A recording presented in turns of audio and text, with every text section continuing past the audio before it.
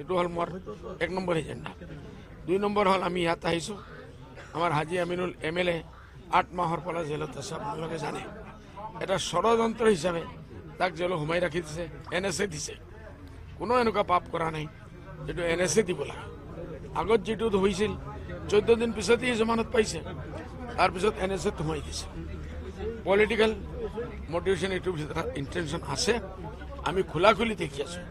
Politically charge কৰাৰ কাৰণে মানে আমি আপোনালোকে ভয় নকৰিব, আমি ইয়াৰ পৰা সুপ্ৰিম কোৰ্টলৈকে যাম।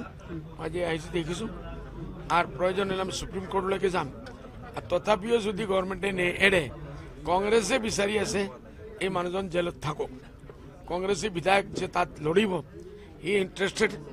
শুনিছো হি লাখ লাখ কোটি টাকা খরচ কৰি আছে এই মানুহ জেলত। হি নাজানে যে এইবাৰ আপোনালোকে এৰ আগে হাৰিয়ানা, এৰ আগে মহাৰাষ্ট্ৰ ইলেকশন যিমান কেন্ডিডেটসকলে জেলৰ পৰা থাকি যে ইলেকশন লড়িছে সব জিকিছে 100%।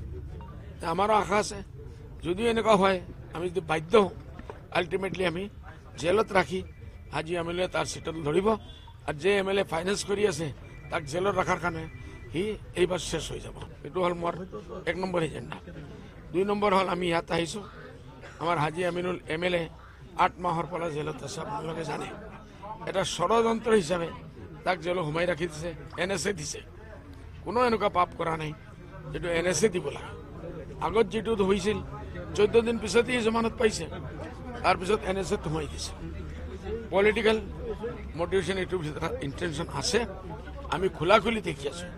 পলিটিক্যালি চাৰ্জ কৰাৰ কাৰণে মানে আমি আপোনালোকে ভয় নকৰিব, আমি ইয়াৰ পৰা সুপ্রিম কোর্টলৈকে যাম।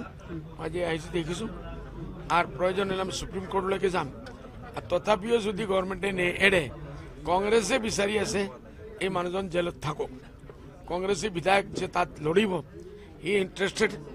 শুনিছো হি লাখ লাখ কোটি টাকা খরচ কৰি আছে এই মানুহ জেলত। হি নাজানে যে এইবাৰ আপোনালোকে এৰ আগে হাৰিয়ানা, এৰ আগে মহাৰাষ্ট্ৰ ইলেকশন যিমান কেন্ডিডেটসকলে জেলৰ পৰা থাকি যে ইলেকশন লড়িছে সব জিকিছে 100%। আমাৰও আশা আছে যদিও এনেকুৱা হয়, আমি যদি বাধ্য হওঁ, আলটিমেটলি আমি জেলত ৰাখি হাজী MLA তাৰ সিটত ধৰিব।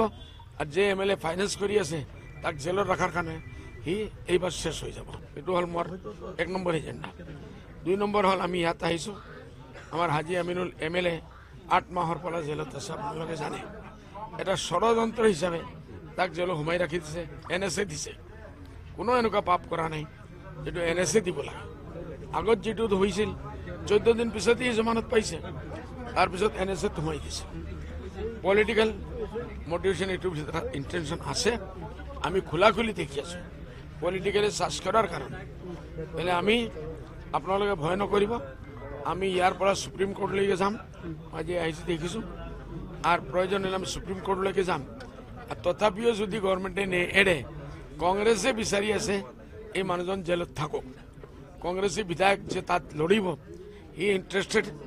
শুনিছো হি লাখ লাখ কোটি টাকা খরচ কৰি আছে এই মানুহ জেলত। হি নাজানে যে এইবাৰ আপোনালোকে এৰ আগে হাৰিয়ানা, এৰ আগে মহাৰাষ্ট্ৰ ইলেকশন যিমান কেন্ডিডেটসকলে জেলৰ পৰা থাকি যে ইলেকশন লড়িছে সব জিকিছে 100%।